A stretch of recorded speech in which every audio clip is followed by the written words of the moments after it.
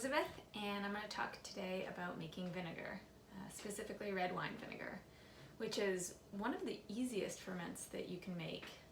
It does require a vinegar mother or starter, trying to get a starter. Since 90% of the people watching this know me personally and live nearby, you can just give me a phone call and I'll put a little jar of starter out on the porch for you, and you'll be good to go. Otherwise, you can get it online or at a local brew supply shop. So making vinegar is a little bit like making kombucha if you've ever made kombucha. You start with wine and you have the right kind of bacteria that will ferment the alcohol in the wine into acetic acid, and that's your vinegar.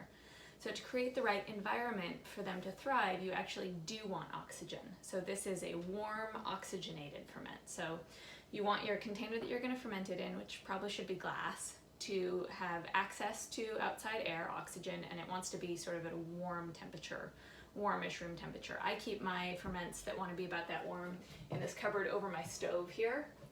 So I know that they're going to be nice and warm in sort of the warmest part of the house, but you can figure out where a warm place for you is. Maybe it's over a heating vent or something. So you start with the wine, the culture, and then a little bit of water to water it down because it turns out the culture can't handle full strength wine. And that's it. You just pour them together in the right proportions and wait a while. So I've got some red wine that I'm not drinking so much anymore. It's a little bit too acidic. It's a little bit too sweet. I just never drank or finished this bottle. Whatever reason you have some extra wine, it's a great candidate for making vinegar out of. I've got my already going vinegar culture, which has all of the right bacteria in it. So this is what I'll use to inoculate. And I've got some water for diluting. So this is the container I'm going to do it in. Let's see how much wine we have.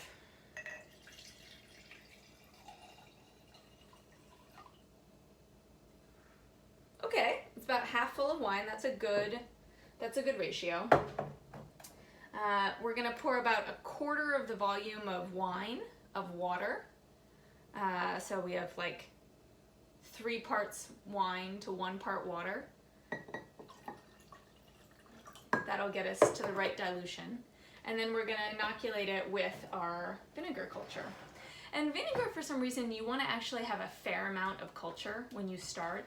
Like you wouldn't wanna put this much culture into like 2 gallons of wine. You really want to have maybe a third of the volume to a quarter of the volume of your total thing, the culture that you're starting with, which is other vinegar that you've made.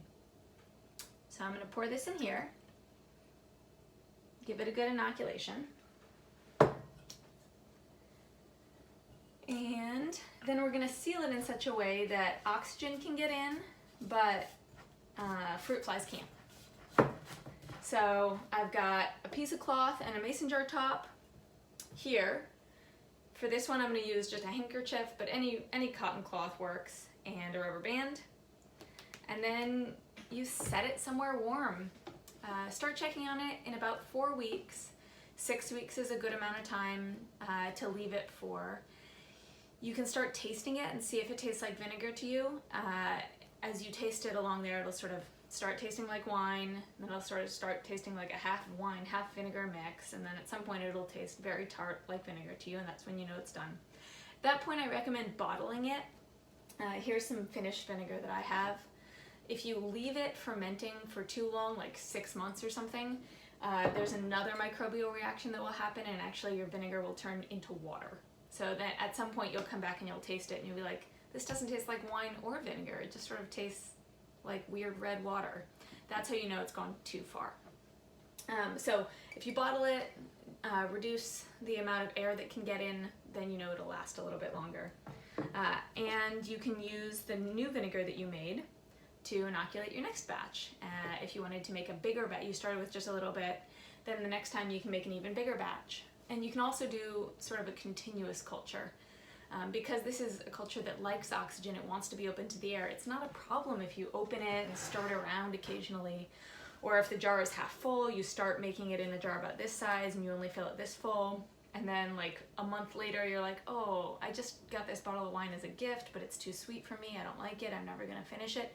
Pour it on in here, and then just sort of give it another month.